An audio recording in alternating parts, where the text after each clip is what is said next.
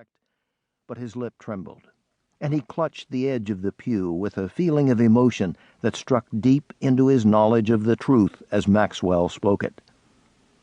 No man had given or suffered more to influence public opinion that week than Norman. The thought that the Christian conscience had been aroused too late or too feebly lay with a weight of accusation upon the heart of the editor. What if he had begun to do as Jesus would have done long ago? Who could tell what might have been accomplished by this time? And up in the choir, Rachel Winslow, with her face bowed on the railing of the oak screen, gave way to a feeling which she had not allowed yet to master her, but it so unfitted her for her part that when Mr. Maxwell finished and she tried to sing the closing solo after the prayer, her voice broke. And for the first time in her life she was obliged to sit down sobbing and unable to go on. Over the church, in the silence that followed this strange scene, sobs and the noise of weeping arose. When had the first church yielded to such a baptism of tears? What had become of its regular, precise, conventional order of service, undisturbed by any vulgar emotion, and unmoved by any foolish excitement? But the people had lately had their deepest convictions touched. They had been living so long on their surface feelings that they had almost forgotten the deeper wells of life. Now that they had broken the surface, the people were convicted of the meaning of their discipleship. Mr. Maxwell did not ask this morning for volunteers to join those who had already pledged to do as Jesus would. But when the congregation had finally gone, and he had entered the lecture room, it needed but a glance to show him that the original company of followers had been largely increased. The meeting was tender. It glowed with the Spirit's presence. It was alive with strong and lasting resolve to begin a war on the whiskey power in Raymond that would break its reign forever.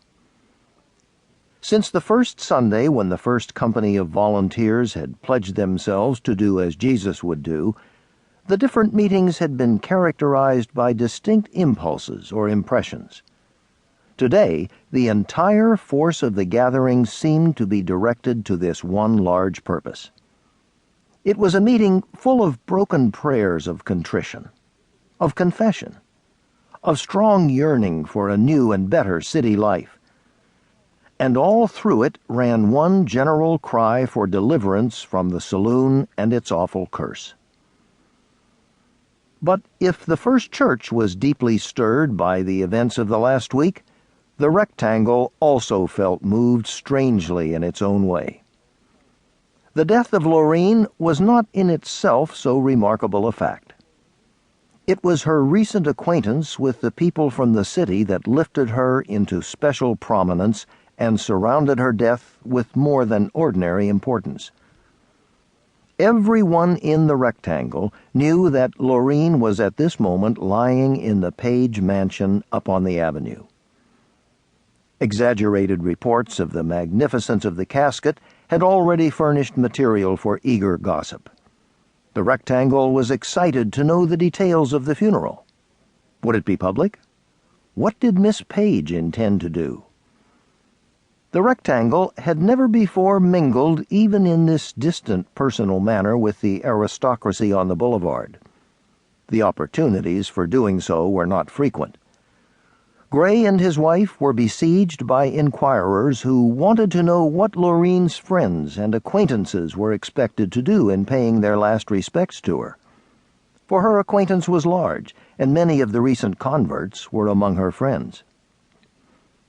So that is how it happened that Monday afternoon, at the tent, the funeral service of Lorene was held before an immense audience that choked the tent and overflowed beyond all previous bounds.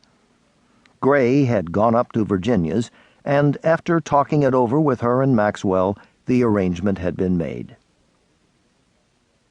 "I am and always have been opposed to large public funerals," said Gray, whose complete wholesome simplicity of character was one of